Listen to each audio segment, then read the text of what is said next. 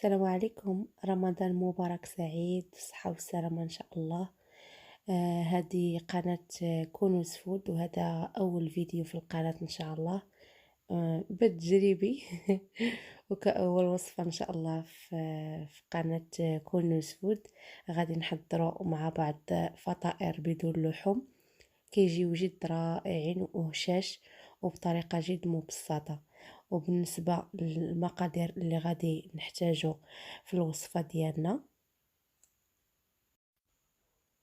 غادي نحتاجو 3 الكيسان وربع ديال الطحين.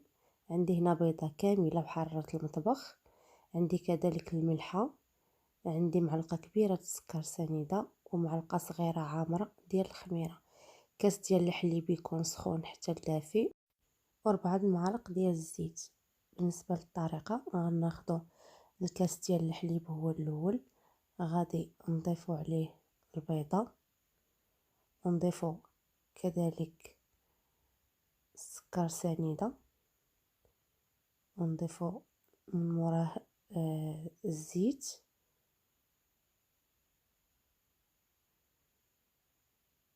وغادي نضيفو معلقة صغيرة بليطو ديال الخميرة ديال الخبز، على حسب الجو. كان الجو شويه بارد غناخدو معلقة ونص. غنخلطو هادوك السوائل كاملين، نخلطوهم، نحاولوا ندمجو داكشي مزيان، وغادي نضيفو الطحين. بالنسبه للطحين غادي نضيفوه على دفوهات، غادي ندير واحد الكميه، وغادي نضيف الملح، غادي نزيد كذلك واحد شويه، وغادي ندمجو مزيان مع داك الخليط الاول اللي عندي. غنحاولوا ندمجوه مزيان حتى يندمج الطحين، وغادي نزيدو عاوتاني الدفعه الثانيه ديال الطحين. ملي كنزيدو الدفعه الثانيه كنحاولوا ندمجوهم، وكنحاولوا انا خليت الفيديو كامل باش يوضح لكم الطريقه. كنحاول نخدم مزيان هذيك العجين ديالي، بحال اللي كندلكها، فوالا كندلكوها مزيان، وعاد كنزيدو الدفعه الثالثه ديال الطحين ديالنا. الفيديو انا خليته كامل باش تشوفوا الطريقه باش خدمت بها. كان في هذه المرحله كندلك مزيان بسباتو، كنخدم مزيان العجين ديالي. فوالا هنا غادي نزيد داكشي اللي بقى ليا ديال الطحين، وغادي نجمع العجين ديالي. هنا جمعتها مزيان صافي. غادي ناخد بلاستيك غذائي، غادي نغلف به البول ديالي، وغادي نغطيها بدريره ونخليها ترتاح تقريبا شي نص ساعه حتى لساعه الا ربع. هنا بالنسبه للحشوه انا عندي 200 غرام ما بين الموتزاريلا والفرماج ايدام، عندي فلفله خضراء مقطعه طريفات، شويه ديال الزعتر، الثومه غبره، وكذلك الطون. غناخد اناء غادي نضيف فيه المكونات كامله. ناخدو الفليفله ديالنا اللي قطعناها، حاولوا تقطعوها صغيره. غادي نضيف ليها كذلك الفرماج ديالي اللي هو انا حكيته في الحكاكه الغليظه. غادي نضيف شويه ديال الزعتر وشويه ديال السودانيه اختياريه، الا كانوا عندنا الدراري الصغار ما نديروهاش، وشويه ديال الزعتر والثومه بودر. صافي كنخلط الخليط ديالي مزيان. غادي ناخذ واحد لا كونتيتي اللي غادي نزين بها الخبيزات ديالي، غادي نقصها شي شويه. فوالا غادي نقصها باش نزين بها الخبيزات ديالي. غادي نخليو الحشوه ديالنا على جنب، وغادي ناخذوا العجين اللي بعد ما خمرات وارتاحت مزيان. غناخذوا الدقيق وغادي نرشوا به سطح العمل، حيت العجين كتكون كتلصق، سكيفي ضروري من الدقيق. غادي ناخذوا العجين ديالنا وغادي نحاولوا نحيدوا منها داك لي غاز، وغادي نكوروها ونجمعوها مزيان، وحنا كنستعنوا بالدقيق باش ما تلتصقش لينا وتعذبنا في الخدمه ديالها.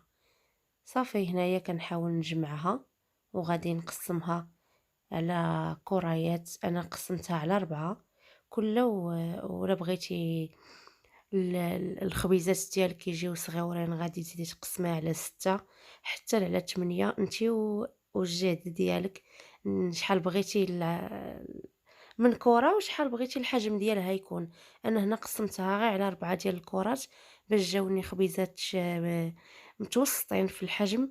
هنايا أنا كنحاول غير نجمعهم عشوائيا وغادي نخليهم يرتاحوا واحد 5 دقائق وغادي نرجع ليهم. هنا من بعد ما ارتاحوا غادي نحاول ايطالي او نبسط هذيك العجين ديالي. كناخذوا الحشوه، انا هنا نجمعها على شكل كره باش كتسهل عليا غير الخدمه. راه ملي كتضغطي عليها راه كتجمع هذيك الموزاريلا، كتجمع ونشكلوها على شكل كره. غادي نضيف معلقه ديال الطون ولا نص معلقه على حسب الموجود، وغادي نجمع ديك العجين على شكل سره ولا شكل خبيزه كما كيوضح الفيديو. وكنحاول نضغط مزيان، ما تخافوش منها واخا ما بغاتش تلصق.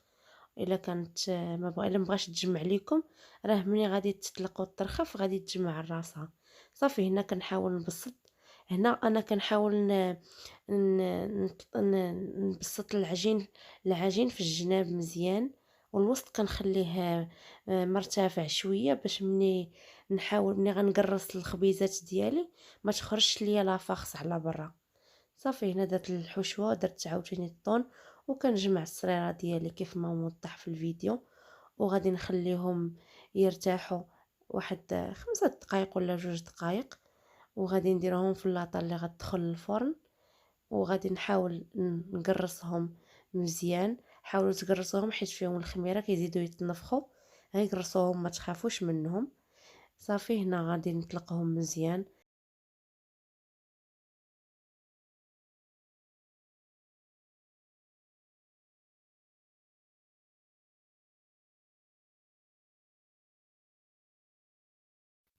صافي عين فوا كنقرصهم ونطلقهم، كناخد صفر بيضه وشي 2 معالق ديال الحليب، كنطربهم مزيان وكندهن بهم الخبيزات ديالي. نحاول ندهنو الجناب حتى هما، دهنوهم مزيان.